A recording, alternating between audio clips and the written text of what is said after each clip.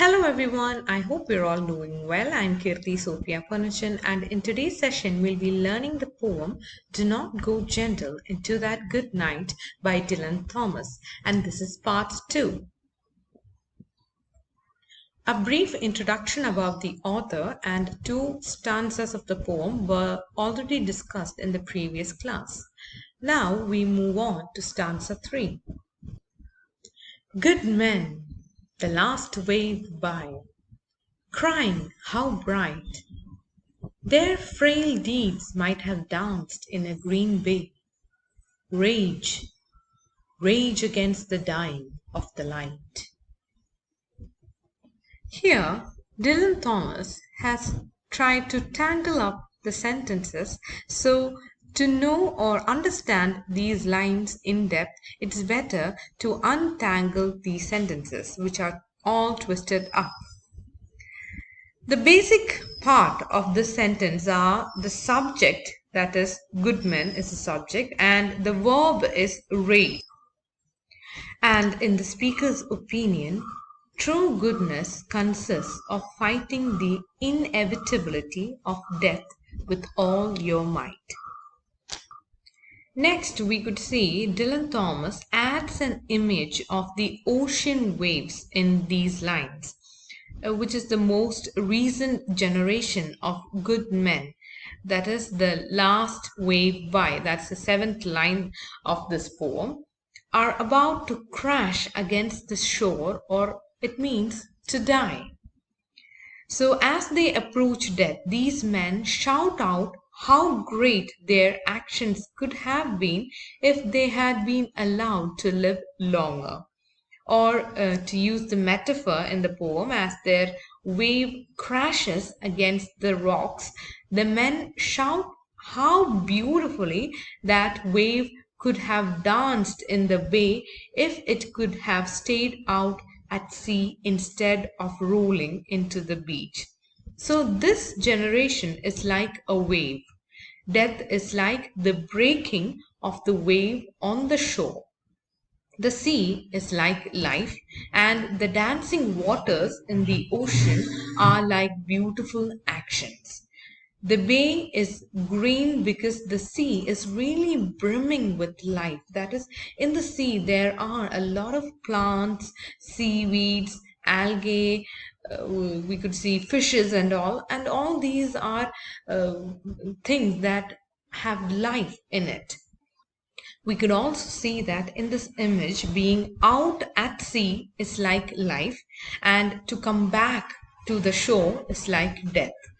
The opposite of the metaphor you might expect, in which drifting out to the sea would be like death. That is, usually we say that when we go into the sea, that means it's like leaving your life away. But here, Dylan Thomas has used it in an opposite way, that he's telling that to go in the sea means life, and to come out of the sea means death. We should also notice that Dylan Thomas describes the good men's potential future actions, the things they won't be able to do because they have to die. It's not clear whether the men or the actions are weakened by age.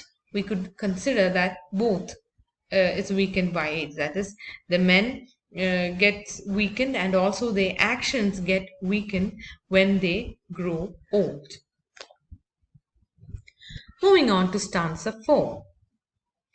Wild men who caught and sang the sun in flight, and learn too late they grieved it on its way. Do not go gentle into that good night. Now the speaker is describing about another kind of men who don't allow themselves to fade quietly into death. He calls them as wild men. What sort of men are we talking about right here? The kind who captured the world around them in their imagination and celebrated it. That is, in the lines, who caught and sang the sun in flight. Only that person discovers that the world they celebrated was slowly dissolving around them as comrades age and die. Here, the sun represents the beauty that exists in the mortal world, and its flight across the sky represents the lifespan of people living in this world. Flight also suggests another meaning, that is, it moves rapidly. Our lives are just the blink of an eye, isn't it? So, just when you think you are partying to celebrate birth and life, symbolized by the sunrise, you find out that you are actually mourning death, symbolizing by the sunset. Moving on to stanza 5. Grave men, near death, who see with blinding sight.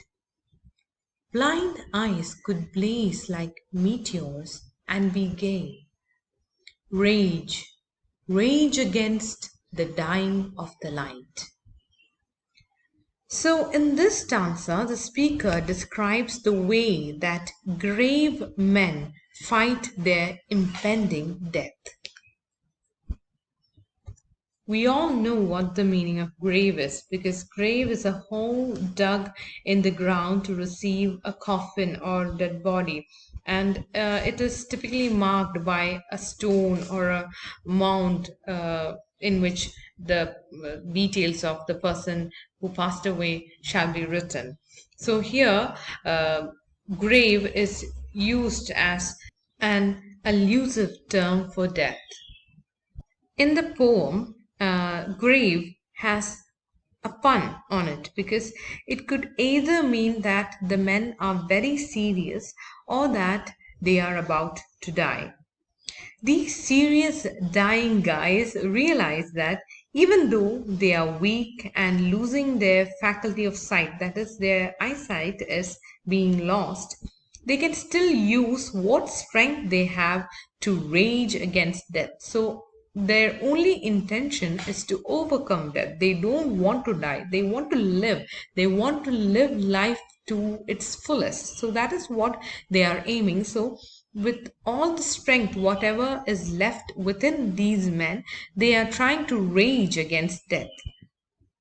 So even though their eyes are going blind, these men can see. So, metaphorically speaking, with an overwhelming certainty or blinding sight, that they still have a lot of power over the way they die, even if not the timing. So these men are like blaze meteors, and they are planning to go out with a bang. They are not ready to succumb to death. Now we have reached the last stanza of this poem, stanza 6. And you, my father, there on the sad height, curse, bless me now with your fierce tears, I pray. Do not go gentle into that good night. Rage, rage against the dying of the light. In the last lines of this poem, the speaker turns to address his father. His father is on the verge of death, which the speaker describes as a sad height. That means the speaker is thoroughly in sorrow because his father is about to die. We think this is probably an allusion to looking down into the biblical valley of death, the metaphorical mountain where the father stands in the edge of the mortal world. The speaker begs his father to cry passionately, which will be both a blessing and a curse. After all, the father's death is heartbreaking to any son. But if he battles against the odds, it might be heroic. That is what the speaker is telling.